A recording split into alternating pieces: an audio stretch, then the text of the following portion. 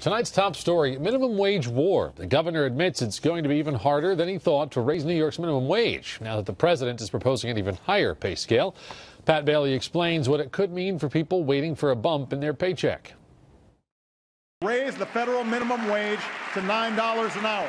A month after Governor Andrew Cuomo proposed raising New York's minimum wage to $8.75 an hour, President Obama upped the ante, calling for a nationwide $9 minimum. The governor thinks that complicates raising the wage in New York. The Republicans say as long as it's going to be done federally, why is there a need to do it in the state of New York? I understand that. But the governor doesn't buy it. He says New York cannot wait for a federal wage hike, given Congress's track record. What we have to figure out is what is the likelihood that the federal law will actually pass or not, and if it's going to pass, when. U.S. Senator Chuck Schumer says he thinks a bill will be on the floor in Washington this spring. He says raising the wage will be a tough fight, but says it, quote, looks promising.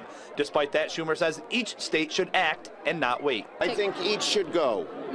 Yes, I think each should go on their own and do the best they can. I don't think one complicates the other in any way at all. I think the president was right to call for it nationally, and I think the New York State is right to go forward on its own. Republican support for a minimum wage hike in New York State is based on two things. One, are there tax breaks offered for small businesses? And two, is indexing tied to the bill, an automatic minimum wage increase every year that inflation increases. That is something that many Republicans have said in the past they will not support.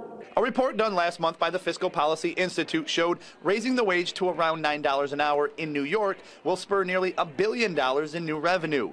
Democratic, federal, and state lawmakers say the issue is a priority this year, but the question remains, will either one get it done? In Albany, Pat Bailey, CBS 6 News.